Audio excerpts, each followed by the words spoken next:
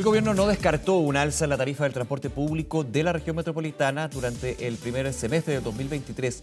Sin embargo, aseguraron que el precio se mantendrá congelado todo este año. Para analizar esta situación, tomamos contacto con el doctor en transporte de la Pontificia Universidad Católica de Valparaíso, Franco Basso. ¿Cómo está, Franco? Muy buenos días. Hola, ¿qué tal? Buenos días. Gracias por la invitación.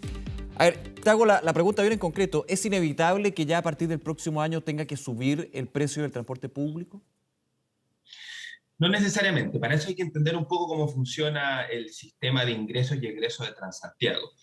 Transantiago tiene esencialmente dos fuentes de ingresos, que son, por una parte, el subsidio, que hoy día ronda aproximadamente los 1.000 millones de dólares, y por otra parte, el ingreso pagado por las tarifas. Con respecto a los costos esenciales son pagarles a los operadores por los servicios y la mantención de los servicios computacionales. Lo que hace el panel de expertos esencialmente es tratar de ver que estos ingresos y egresos se mantengan en una estabilidad financiera y por lo tanto ellos hacen recomendaciones de aumento de tarifas de acuerdo a esta situación de ingresos y egresos. Fue lo que ocurrió, por ejemplo, en octubre del año 2019, donde el panel vio que había un desfase grande. A partir de esa fecha, el gobierno tiene la potestad para poder evitar las alzas de tarifa a través de un decreto presidencial. Entonces, ¿qué es lo que está ocurriendo? Hemos visto durante los últimos años un aumento importante en los costos del dólar, el diésel y de otros repuestos que son necesarios para el transporte público, y no ha ido aumentando la tarifa porque había un congelamiento. Hoy en día lo que sí es imposible, y es un poco lo que está probablemente poniéndose el parche ante la herida tanto el ministro Muñoz como el ministro Marcel, es que con los niveles actuales de subsidio no es posible poder mantener la tarifa indefinidamente. Por lo tanto, ¿podría mantenerse la tarifa? Sí, pero eso requeriría una nueva conversación con los parlamentarios, porque aumentos de subsidio tienen que pasar por ley para poder hacer un aumento y que permita mantener un congelamiento más allá del 2023. Claro, es interesante ese punto y lo deja bien claro. De hecho, ayer se le consultaba también a la ministra vocera de Gobierno sobre las declaraciones del ministro Marcel y decía, bueno, esto hay que verlo en la discusión del proyecto de ley de presupuesto. Queda todavía para eso. Pero de todas maneras entender ¿se podría mantener congelado? Sí, pero aumentando el subsidio. Y ahí está el problema y justamente también incorporando ese elemento que tú mencionabas, que son los costos del sistema que han ido en aumento por elementos como el tipo de cambio y también el combustible, para que decirlo, tenemos súper claro. Sí, efectivamente. Y aquí hay que tener cuidado antes de seguir invirtiendo dinero cuantioso en subsidios. Porque, por ejemplo, una de las cosas sin sentido que nosotros vemos hoy en día es que la evasión está absolutamente disparada. Y eso quiere decir que si tú vas, por ejemplo, a aumentar la tarifa el año 2023, Sí. lo que vas a estar haciendo es cargarle la mano a la gente honesta, a la gente que paga. Y la gente que por diversas razones, muchos de ellos por oportunismo, no pagan, esas personas van a seguir beneficiándose de una gratuidad de facto y cargándole la mano a las personas que sí pagan. Por lo tanto, yo creo que para el año 2023, si se pretende hacer una alza considerable, el ministro Muñoz habló de 100 pesos, a lo menos, si nosotros corregimos solamente por IPC, el IPC entre octubre del año 2019 y hoy día es 18.4. Por lo tanto, estamos hablando de un alza de a lo menos de 130 pesos solamente por IPC, Sí, claro. y hay algunas áreas específicas del transporte en particular que ha hecho que aumente más.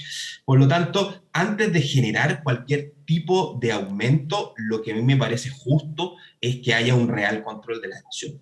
No podemos seguir cargándole la mano a la gente que es honesta, a la gente que sí paga, cuando tenemos un 30 o 40%, en algunos lugares incluso se supera el 50% de personas que no pagan simplemente. Sí. Y por otra parte, tenemos que pensar bien si estamos dispuestos como país a invertir mayor cantidad de dinero en un sistema que sigue teniendo fallas muy importantes y en los cuales los indicadores han seguido empeorando durante las últimas administraciones también. Sí, hacer un punto ahí, claro, en una entrevista radial el ministro de Transportes decía se ha congelado en 100 pesos, lo voy a hacer súper general, digamos, porque es bien técnico, pero en 100 pesos se ha congelado la tarifa y por ende uno podría deducir de que lo que tiene que haber es un alza de 100 pesos, no lo dice directamente el ministro, de hecho en algún minuto dice esto no puede mantenerse eterno, digamos, un congelamiento de las tarifas por estos elementos que estamos conversando. Luego se le consulta al ministro de Hacienda, vale, va a ser muy importante también en esto porque estamos hablando de subsidio y él dice que tampoco se puede congelar eternamente, hay que en algún minuto normalizar lo que es la tarifa y para eso está el panel de expertos que tú comentabas, que finalmente hace una recomendación al Ejecutivo que la toma o la deja, digamos, y eso obviamente es un tema a considerar. Ahora, ayer el ministro Marcel decía, claro, a partir del próximo año tiene que, lo voy a parafrasear por supuesto, tiene que ir aumentando el precio, pero de manera gradual, y es un tema que tenemos que ir viendo. Es decir, no el primer trimestre del próximo año aplicar un alza de 100 pesos, por ejemplo. Eso se estaría descartando, pero obviamente hay que ver cómo se va dando el análisis y la conversación de aquí al próximo año. Sí, yo concuerdo con el ministro Marcel. Yo creo que un desde, si se van a comenzar a hacer estas alzas, es primero que sea comunicadas de manera efectiva, que se trate de explicar por qué son esas alzas. La Claro. gente tiene una capacidad de entendimiento que a veces es subestimada por parte de las autoridades y que además lo vayan haciendo de forma gradual. Entonces, nosotros debiésemos tener un plan de alzas de tarifa o que podríamos hablar de normalización de tarifa el año 2023 en el que se diga, mira, en enero va a haber un aumento de 20 pesos, en julio va a haber un aumento, qué sé yo, de 20 pesos y cada 6 meses vamos a tener un aumento de 20 o 30 pesos, pero que la gente vaya planificándose, porque justamente los problemas que nosotros tuvimos el año 2019 es que en ese entonces el aumento de tarifa que se generó era harto más que el IPC. Y no solamente era harto más que el IPC, era mes por medio.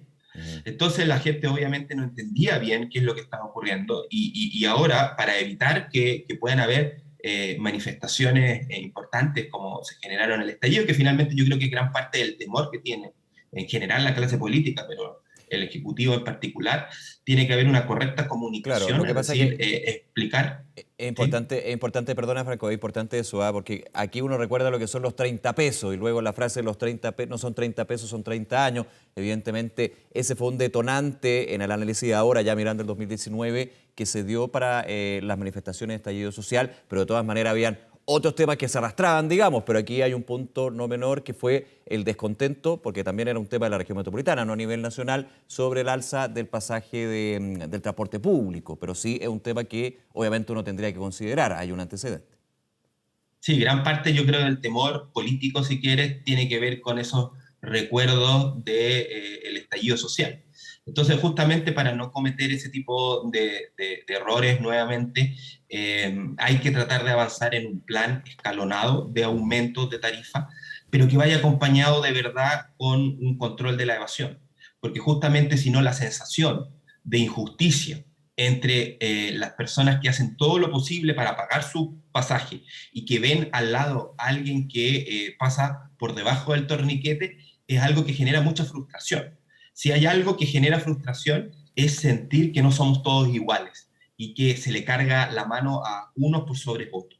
Y por lo tanto, esperemos que si se genera esta alza, se comunique de manera efectiva, se haga de manera escalonada y se haga en paralelo con una política muy clara de eliminación de la evasión. Quedé por un segundo ahí con la evasión, Franco, nos ha tocado también conversar muchísimas veces sobre ese tema y sobre el aumento que se ha dado de la evasión durante los años y lo difícil que es manejarlo y poder encontrarle una solución o varias soluciones, digamos. A tu juicio, las medidas que se han ido adoptando para ir reduciendo la evasión, en un mundo ideal no habría evasión, pero digamos reduciendo por lo menos, ¿han sido efectivas? ¿Falta algo? ¿Qué también se ha aprendido con respecto a eso? Yo creo que a todos los gobiernos le ha costado poder tomar el tema de la evasión como Sí, algo central. sí. Y esencialmente eso ocurre porque tú con eso estás tratando de ordenar y poner en regla a tus votantes. Y eso es algo que en general a los políticos les da mucho miedo, porque finalmente ellos viven de la aprobación ciudadana, viven de la próxima elección.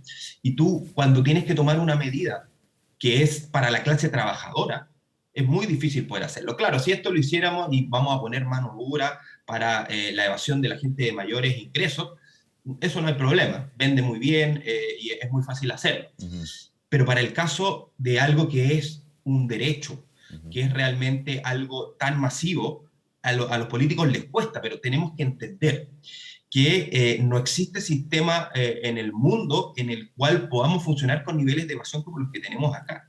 Y la injusticia a lo que tenemos que avanzar es que quienes no está pagando le está cargando la mano a las personas que sí están pagando. Con respecto a las políticas, yo creo que ha faltado decisión en poder avanzar a lo menos en dos líneas. La primera es tener realmente un sistema de control de acceso que sea amistoso con el usuario, es decir, que no sean estos torniquetes estrechos en los cuales no puede pasar una persona con sobrepeso, alguien con coche, sino algo que quizás pueda ir desde el techo hasta el suelo y que se abra, digamos, y permita el paso completo. Hay que hacerle más difícil la pega a los evasores. Yo creo que hay que dar una discusión de nuevo, que es los incentivos que tienen las empresas y también los choferes para controlar la evasión.